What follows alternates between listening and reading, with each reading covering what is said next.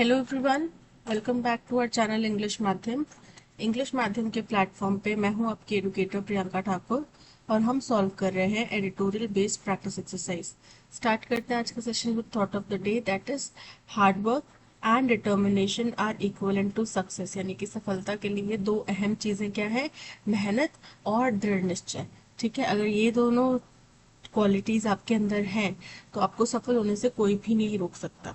चलिए स्टार्ट करते हैं reading comprehension and practice exercise for SSC CGL 2024।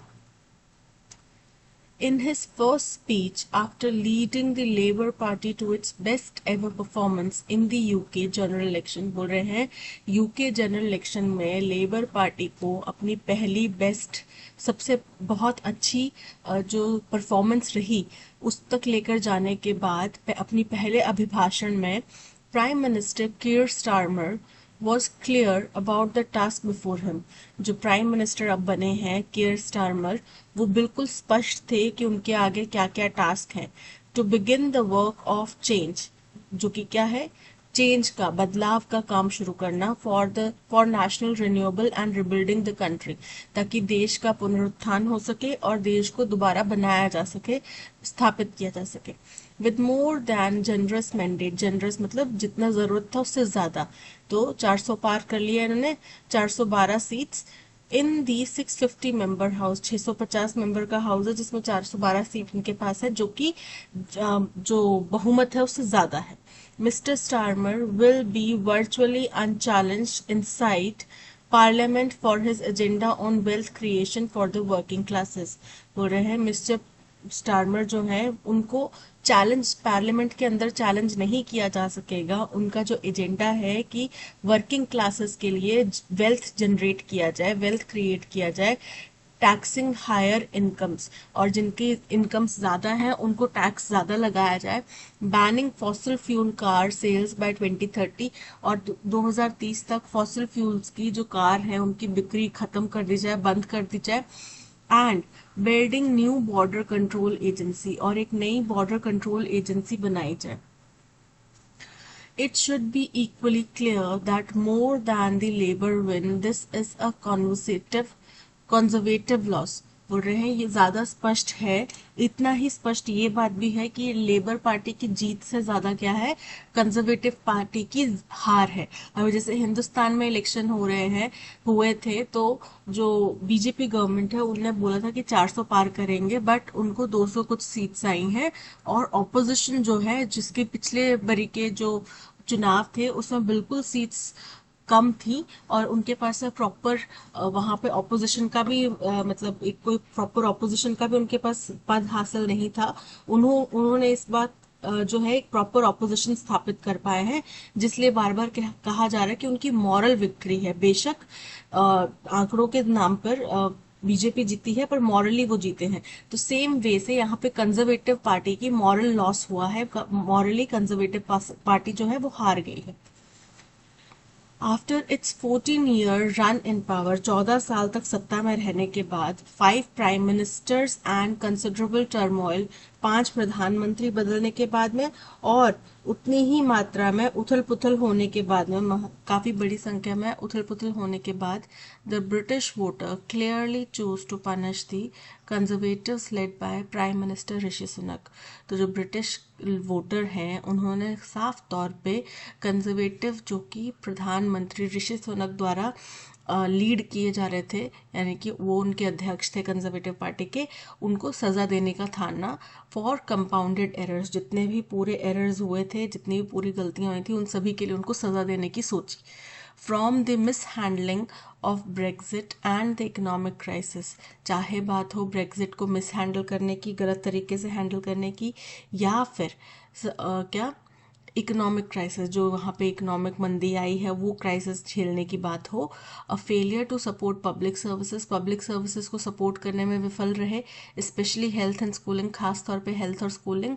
To a series of scandals from party gate, pornography in parliament and post office scandal. Party gate में जो ऋषि सुनक से पहले जो प्रधानमंत्री थे वो इसमें फंसे पाए गए थे, राइट। कुछ कोरोना टाइम पे कुछ पार्टीज ऑर्गेनाइज करी थी उनने, और पोर्नोग्राफी इन पार्लियामेंट वाला केस हुआ, फिर पोस्ट ऑफिस का जो स्कैंडल हुआ, ये सभी मतलब काफ़ी लंबी श्रृंखला रही यहाँ पे स्कैंडल्स की। The rising cost of living was a major campaign issue. तो जो कॉस्ट ऑफ लिविंग होता है, यानी कि एक व्यक्ति को किसी भी देश में सस्टेन करने के लिए कितना खर्च करना पड़ रहा है, वो कॉस्ट ऑफ लिविंग जो है वो बढ़ रहा है, और ये मेजर कैंपेन का इशू रहा, spurred by the covid pandemic, जिसको कि प्रोत्साहन कहाँ से मिला, कोविड-19 पैंडेमिक के बाद से कॉस्ट ऑफ लिविंग जो है बढ़ती गई, as well as the impact of the Ukraine war and post Brexit shortages. और जो यूक्रेन वॉर की वजह से और ब्रेक्सिट के बाद में जो कमियां आई हैं, इन सब से जूझते हुए, although mister Sunak said that the economy had turned a corner more recently. बोल रहे हैं हालांकि मिस्टर सुनक ने कहा था कि भाई अब इकोनॉमी, अब हाल फिलहाल में इकोनॉमी सुधरने लगी है, ठीक है, लेकिन फिर भी जनता ने उनको चांस नहीं दिया। Immigration has been another big issue. Immigration जो है, इमिग्रेशन मतलब प्रवास, ठीक है, वो एक और बड़ा मसला है।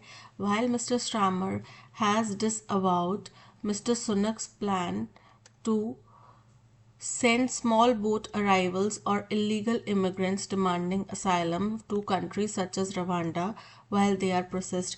बोल रहे हैं कि क्या किया है, स्टामर ने अस्वीकार कर दिया जो मिस्टर सुनक का प्लान था कि जो स्मॉल बोट्स में आएंगे, स्मॉल बोट्स में आना मतलब चोरी छुपे जो लोग आएंगे, लीगली जो इमिग्रेंट्स आएंगे, जो कि असाइलम की तलाश में आएंगे। असाइलम क्या होता है, मदद की तलाश में, शरणार्थी के तौर पर आएंगे, तो उनको क्या इन्होंने बोला था कि हम उनको रवांडा में स्थापित कर देंगे जब तक कि उनके प्रोसेस जो है, कार्रवाई जो है, कागजी कार्रवाई वो पूरी नहीं होती। तो उनने बोला कि जो अब मिस्टर स्टार्मर बने हैं वो ऋषि सुनक के इस आइडिया से ताल्लुक नहीं रखते, वो इसको अस्वीकार करते हैं। he will be under pressure to do more to cut down the numbers of migrants। लेकिन फिर भी हालांकि वो इस उनकी जो ऋषि सुनक का ये प्लान था रवांडा में लोगों को रखने का, उसके खिलाफ हैं, पर फिर भी उनको काफ़ी काम करना पड़ेगा ताकि वो माइग्रेंट्स का संख्या जो है वो कम कर सकें। The remarkable performance of ultra right-wing leader Nigel Farage, who won after losing 7 times, and his party Reform UK that won more than 14% of the vote। बोल रहे हैं कि जो एक रिमार्केबल, बड़ा ही उम्दा परफॉर्मेंस दिया है अल्ट्रा एक्सट्रीम राइट विंग के लीडर हैं एक नाइजल फराज, उन्होंने, जो कि 7 बार हारे हैं, और उनकी जो पार्टी है रिफॉर्म यूके, जिन्होंने 14% वोट जो हैं वो जीते हैं, अल्बेट ओनली 4 सीट्स। हालांकि उनको केवल 4 सीट्स मिली हैं सदन में, पर 14% वोट उनको मिले हैं। Will be a worry on this account. तो वो इस मसले पे इस कारण से एक चिंता होंगी, with its openly xenophobic rhetoric, क्योंकि ये खुले तौर पे जेनोफोबिक है। जेनोफोबिक मतलब दूसरे देश से जो आते हैं लोग, विदेशी लोग होते हैं, उनसे घृणा करते हैं, ठीक है। रेटरिक मतलब बार बार इफेक्टिवली बात को कहना, बार बार दोहराना। तो वो बार बार इस बात को दोहराते आए हैं कि वो विदेशियों से नफरत करते हैं। For many in India, the defeat of Mr. Sunak will feel somewhat personal। अब हिंदुस्तान में कई लोगों के लिए मिस्टर सुनक की जो हार है वो पर्सनल लगेगी, क्योंकि हमारे देश के जवाई हैं, है ना, ऐसा बोल रहे थे सब लोग। Given their pride in his being the first British prime minister of Asian origin, क्योंकि हम लोगों को बड़ा ही गर्व महसूस हो रहा था जब ऋषि सुनक पहले ब्रिटिश प्राइम मिनिस्टर बने जो कि एशियन ओरिजिन के थे, और हिंदुस्तान की उनकी एंसेस्ट्री थी, यानी कि उनकी जो पूर्वज हैं वो हिंदुस्तान को ताल्लुक़ रखते थे। अ बॉन्ड ही अफर्म्ड एज वेल, और ये एक ऐसा रिश्ता था जो उनने भी कंफर्म करा, पुष्टि करी, स्वीकार करा। Despite attempts by Prime Minister Narendra Modi and Mr. Sunak, the India-UK FTA could not be taken across the finish line. बोल रहे हैं हालांकि बहुत सारे प्रयास किए गए प्राइम मिनिस्टर नरेंद्र मोदी और मिस्टर सुनक द्वारा कि इंडिया यूके के बीच में जो फॉरेन ट्रेड एग्रीमेंट है उसको अंतिम अंजाम तक लाया जा सके, अंतिम चरण तक पहुंचाया जा सके, लेकिन वो विफल हो गए। फिनिश लाइन मतलब अंतिम अंजाम के पार ले जाना, अंतिम अंजाम तक लेके जाना, बट वो विफल हो गए, नहीं ले जा पाए। All eyes will be on how quickly Mr. Starmer's government that criticized the delay would be able to do so।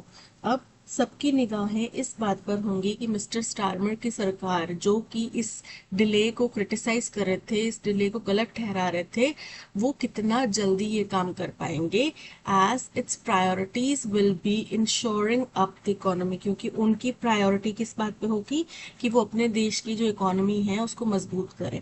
The India-UK Roadmap 2030 signed in 2021 will no doubt be tweaked। बोल रहे हैं जाहिर सी बात है, जो इंडिया यूके रोड मैप जो 2021 में बनाया गया था, जो कि 2030 का रोड मैप था, उसको थोड़ा सा ट्वीक करना, मतलब उसमें कुछ फेरबदल किए जाएंगे, ये बात में कोई दो राय नहीं है ना, ये तो साफ है।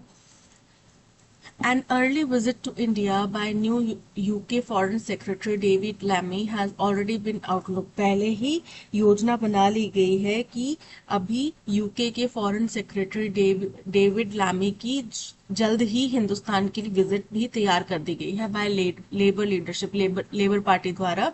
And it will be important for both countries which have completed their elections to hit the floor running and frame their priorities for future ties। और दोनों ही देशों के लिए ये बहुत ज़रूरी है, जिन दोनों ही देशों में अभी हाल फिलहाल में चुनाव खत्म हुए हैं, तो दोनों के लिए ही हिट द फ्लोर रनिंग का मतलब होता है जोश के साथ शुरुआत करना, और जो उनकी प्रायोरिटीज़ हैं फ्यूचर संबंधों के लिए उनको फ्रेम करना, उनके ब्लूप्रिंट तैयार करना, ये दोनों देशों के लिए बहुत ज़्यादा ज़रूरी है। चलिए, ये था पैसेज। हुआ क्या है, हमारे हिंदुस्तान के जवाई राजा जो हैं वो चुनाव हार गए हैं, उनकी पार्टी जो है इंग्लैंड में चुनाव हार गई है। तो उसी के ऊपर पैसेज है कि अब जो नए प्राइम मिनिस्टर बने हैं उनकी पॉलिसीज़ क्या हैं, उन्होंने कैंपेनिंग के दौरान में क्या क्या वादे किए थे, जो कि पिछली प्रेडिसेसर जो गवर्नमेंट है उससे किस तरीके से अलग रहे, और अब आगे उनका टारगेट्स कैसे होंगे और किस तरीके से वो काम कर पाएंगे। After the labour parties victory, Prime Minister Keir Starmer emphasized his intent to begin the work of change, primarily focusing on। अब उनका शुरुआती फोकस किसके ऊपर होगा, तो हमने क्या पढ़ा कि उनका मुख्य उद्देश्य क्या होगा कि वेल्थ क्रिएशन किया जाए वर्किंग क्लास के लिए, और हायर इनकम्स के लिए टैक्सेस बढ़ाए जाए, यही था। Extending the UK's involvement in global conflicts to strengthen international alliances, incorrect है। ग्लोबल कन्फ्लिक्ट्स में यूके की हिस्सेदारी वो ज़्यादा नहीं चाहते, ठीक है। Reducing government expenditures drastically to improve the national budget, सरकार के खर्च को कम करना तेज़ी से, जिससे कि देश का बजट जो है वो बेहतर हो सके, ये भी इनकरेक्ट है। Revitalizing national infrastructure and public services to enhance daily life, incorrect है। Focusing on wealth creation for the working class and classes and increasing taxes on higher incomes, option D is correct। The British voters' decision to elect the Labour Party was largely seen as a punishment for the Conservatives due to their handling of, उनकी किस तरीके की, किस चीज़ की miss handling की वजह से उनको सज़ा के तौर पे दिया गया। बहुत सारे स्कैंडल्स हुए, बहुत सारी पब्लिक सर्विसेज जो हैं वो विफल हो गई, ठीक है। उस चीज़ की सज़ा देने के तौर पे वोटर्स ने शायद ये डिसाइड करा कि हम कंजर्वेटिव्स को वोट नहीं करेंगे, ठीक है।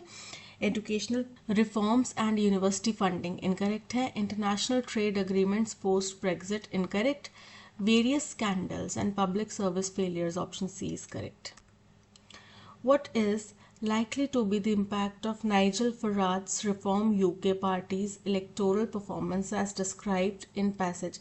अब क्योंकि देखो वो जेनोफोबिक होने का दावा करते आए हैं, तो ये एक चिंता का विषय है कि भाई देखो, एक तो किसी देश के अंदर अगर कोई ऐसा बात कर रहा है तो फॉरेन कंट्रीज जिनके साथ में हम टाई अप्स करना चाहते हैं वो कैसा सोचेंगे, राइट।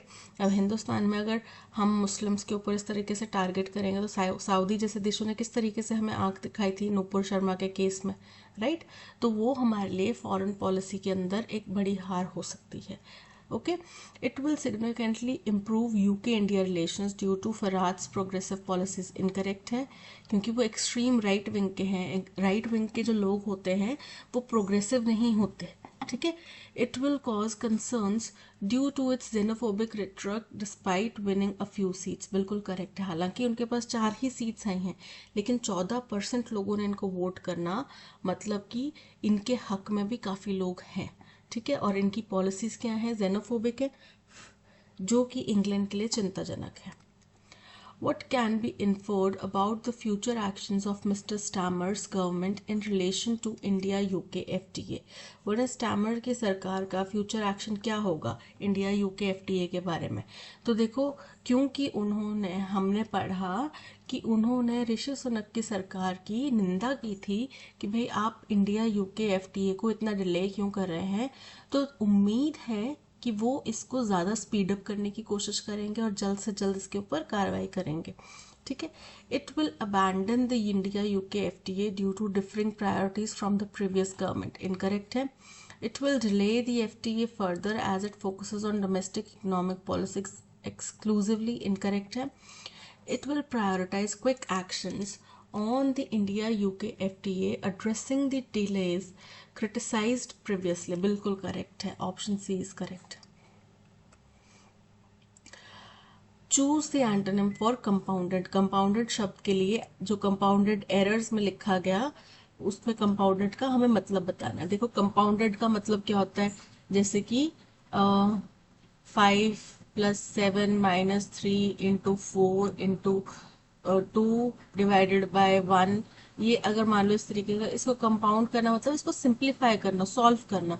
तो कंपाउंडेड एरर्स मतलब सिंप्लीफाइड एरर्स। ठीक है, so option A is correct. Intensified मतलब गंभीर करना, इंक्रीज मतलब भरना, बढ़ना, और अबैंडन मतलब त्याग कर देना। George Patton Jr. said, I don't measure man's success by how high he climbs.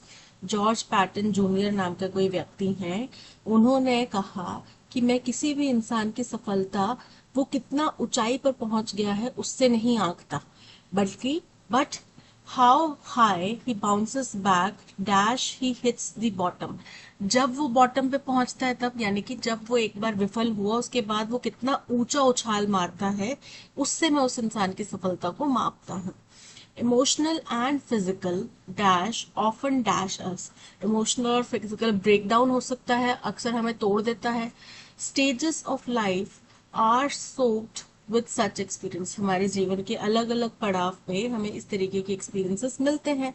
As a child we were frustrated dash not getting things that we wanted dearly.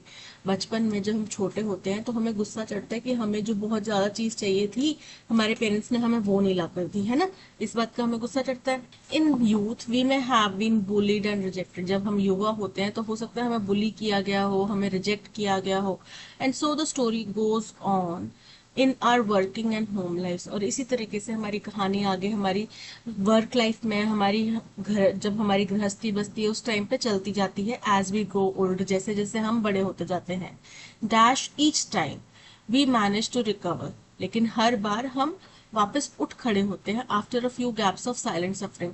थोड़ा समय आता है जब हम साइलेंटली सफर कर रहे होते हैं, थोड़ा समय आता है जब हम किसी को बिना बताए अपने अंदर अंदर घुट रहे होते हैं, बट उसके बाद हम फिर से क्या करते हैं, दोबारा उठ खड़े होते हैं। During these gaps, we intentionally or unintentionally disconnect and withdraw ourselves from outward happenings, silently submitting and somehow connecting with something deeper and mysterious that overtakes us. तो जिस समय पे हमने ये गैप लिया होता है उस टाइम पे कभी कभी जानबूझ के, कभी कभी अनजाने में हम आसपास की होने वाली बाहरी चीजों से अपने आप को डिस्कनेक्ट कर लेते हैं, उससे हम अपने आप को बिल्कुल अलग थलग कर लेते हैं, अपने आप को विड्रॉ कर लेते हैं बाहर होने वाली चीजों से, और धीरे धीरे चुपचाप ही हम सबमिट करते जाते हैं अपने आप को। ठीक है, कनेक्टिंग विद, और अपनी गहराई में अपने मन से, आत्मा से जुड़ने की कोशिश करते हैं। And finally gathering the strength to bounce back, और फिर अंततः हमारे अंदर वो ताकत आती है कि हम वापस उठ के खड़े हों। This mysterious power is what drove us to rise above all challenges and carry on with life to the best of our abilities. तो बोल रहे यही जो अज्ञात ताकत है, अजीब सी ताकत है हमारे अंदर, जो कि हमें हर मुश्किल से ऊपर उठने की मदद करती है, प्रेरणा देती है, और अपनी जिंदगी को बेस्ट तरीके से जीने की प्रेरणा देती है। जितना हम कर सके उतना बेस्ट देने की प्रेरणा देती है। George Patton Junior said, I don't measure man success by how high he climbs but how high he bounces back when he hits the ground. जब वो बॉटम पे गिरता है, जब वो ग्राउंड टच करता है, तो तब की बात करें तो व्हेन ही हिट्स, विच, जिसमें, वेयर, जहां पे, हुज, किसी व्यक्ति का, पर्सन का बिलोंगिंगनेस दिखा रहा है। तो यहाँ पे option A when is correct. Emotional and physical dash often dashes knocks, knocks मतलब आघात, ठीक है। एनहांसमेंट, एनहांसमेंट मतलब वृद्धि, किसी चीज में सुधार। इम्प्रूव, अगेन बेहतर करना किसी चीज को। सेटबैक्स, सेटबैक्स मतलब चुनौतियां। तो इमोशनल और फिजिकल सेटबैक्स जो होते हैं वो अक्सर हमें क्या करते हैं, तोड़ देते हैं। ऑफन ओवरवेलमस, ओवरवेलम मतलब कि हमें इमोशन से प्रभावित करते हैं, बहुत ज्यादा इमोशनल कर देते हैं, बहुत ज्यादा तोड़ते हैं, मरोड़ते हैं। इसका मतलब हार मान लेना। यील्ड मतलब देना, और सिंपथाइज मतलब सहानुभूति रखना। तो यहाँ पे option A overwhelm is correct. As a child we were frustrated dash not getting things that we wanted. Frustrated with नहीं होता, फ्रस्ट्रेटेड बाय होता है। हम किसी चीज से परेशान हो जाता है। Frustrated by not getting things that we wanted dash each time still, still मतलब फिर भी। सिमिलरली उसी तरीके से, बिसाइड्स उसके बावजूद, उसके अलावा, येट हालांकि, हर बार हम वापस उठ खड़े होने में सफल हो जाते हैं। हम किसी ना किसी तरीके से वापस उठ खड़े होते हैं, यानी कि option D yet is correct. Throw cold water on, on, throw cold water on का मतलब होता है कि उदासीनता दिखाना, ज्यादा कुछ फर्क नहीं पड़ता है ना। आप बड़े एक्साइटमेंट में किसी के पास में गए कि अरे मेरे को ना नौकरी मिल गई, और आगे वाले ने तो, अब उसने जब तो बोला तो आपकी क्या सारे इमोशंस, आप जितना एक्साइटमेंट में गए थे वो सब धराशायी हो गए, ठीक है। यानी कि कोई भी वहां पे प्रोत्साहन, कोई भी कनेक्शन नहीं दिखाना। To show indifference, option A is correct. Unpleasantly rough और sharp especially to senses cruel, कोई ऐसी चीज जो अच्छी ना हो, कठोर हो, ठीक है। हैसलेट, हैसलेट का मतलब होता है एक तरीके का खाना। हार्ट, हार्ट मतलब होता है मेल डियर। हार्श, हार्श मतलब कठोर। हैस, हैस मतलब जो दरवाजे लगाते हैं, तो जहां पे दरवाजों के जॉइंट्स होते हैं वहां पे वो मेटल की एक चीज लगी होती है ना, जो दो दरवाजे को उसकी चौखट के साथ में जोड़ता है, राइट। तो वो क्या होता है, harsh. Option D is correct, sorry option C is correct, harsh is correct. Everyone likes to speak in a clear and dash manner, हर कोई साफ और स्पष्ट जगह से बात करना चाहता है। इनएडवर्डेंट का एंटोनिम यहाँ पे फिट होगा। इनएडवर्डेंट का मतलब होता है अनजाने में, तो क्लियर और अनजाने में तो बात नहीं करता, क्लियर और जानबूझ के बात करेगा, ठीक है। तो अनइंटेंशनल, अनइंटेंशनल मतलब अनजाना, ठीक है, अनजानबूझ के नहीं करना। पेविश, पेविश का मतलब होता है चिड़चिड़ा। डेलिबरेट मतलब जानबूझ के। इम्पियस, इम्पियस का मतलब होता है धार्मिक। तो यहाँ पे स्पष्ट और डेलिबरेट बात करना चाहता है, so option C is correct. Shyamala is more taller than her sister. Again ये क्वेश्चन हम पहले भी समझ चुके हैं कि जब कंपैरेटिव डिग्री होगी तो मोर शब्द नहीं आएगा साथ में, क्योंकि टॉलर भी कंपैरेटिव डिग्री है और मोर भी कंपैरिजन को ही दर्शाता है।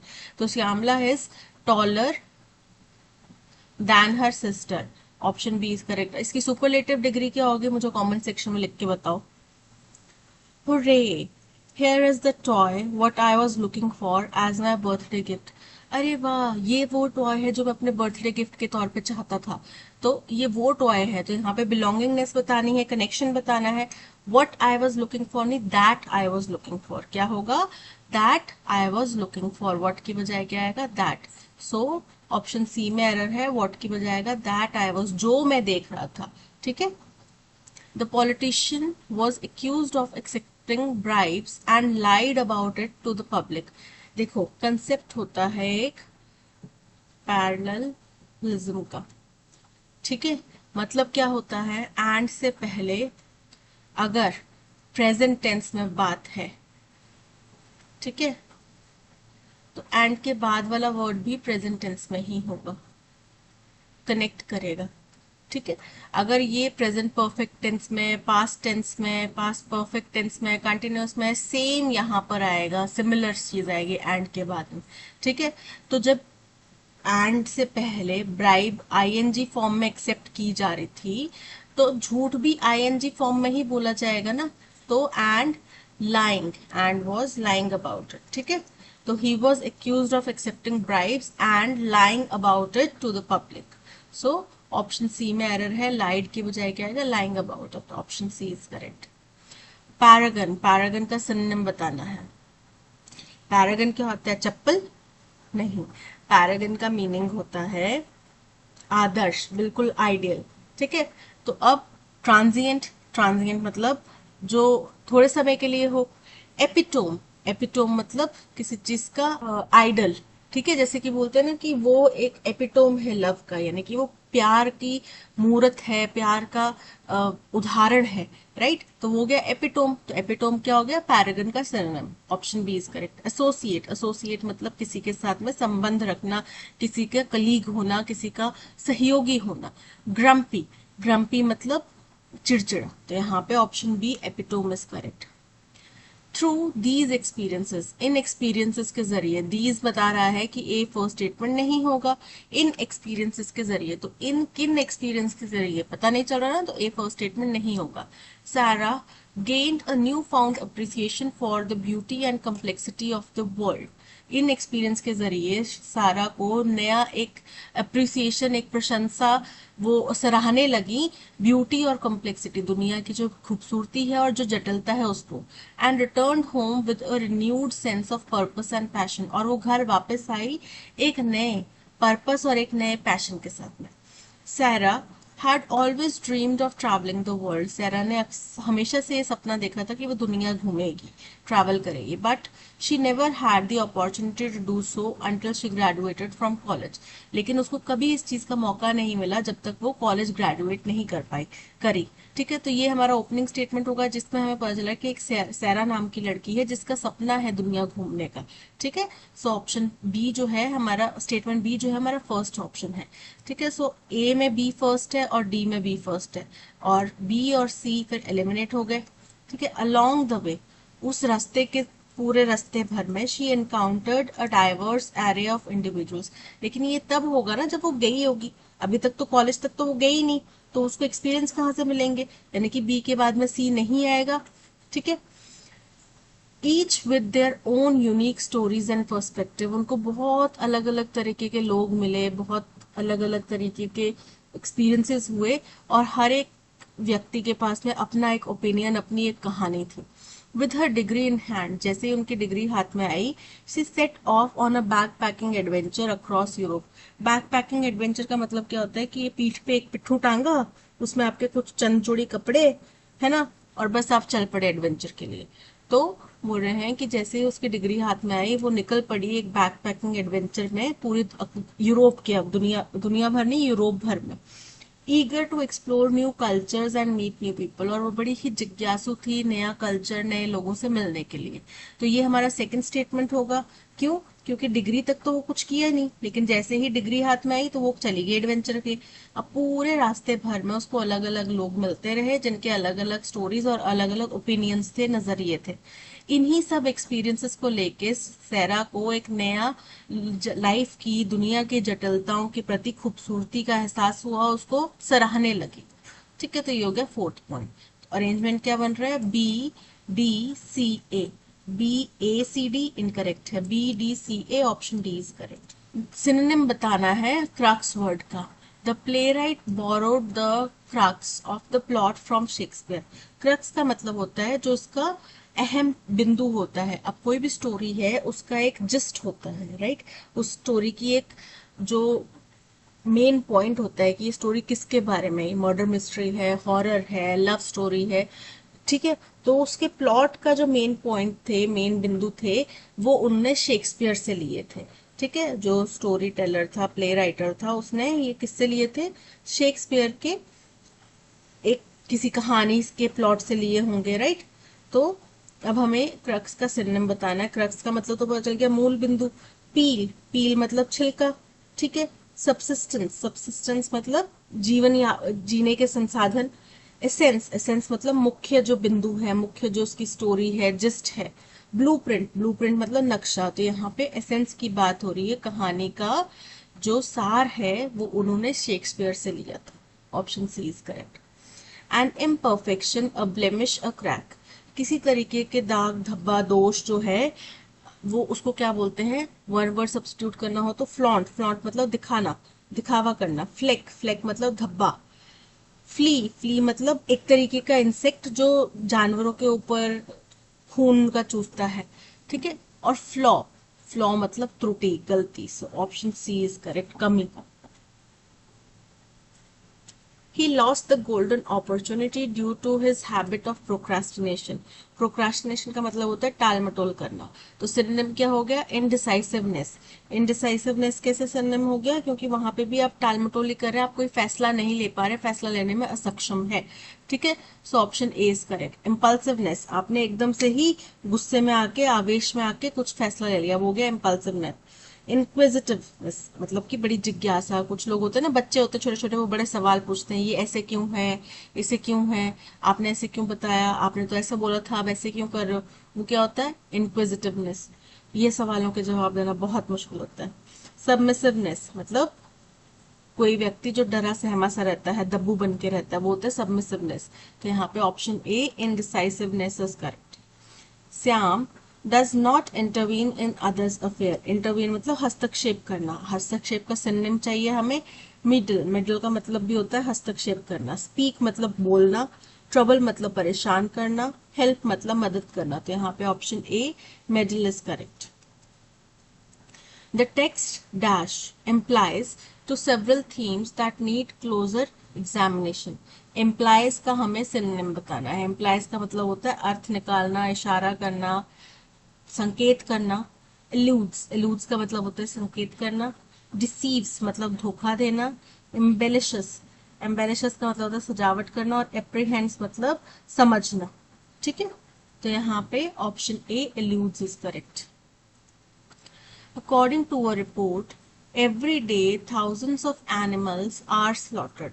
एक रिपोर्ट के अनुसार हर दिन हजारों की संख्या में जानवर जो हैं वो मारे जाते हैं। तो यहाँ पे स्लॉटर्ड की स्पेलिंग देखो, इनकरेक्ट है। SLAUGHTERED,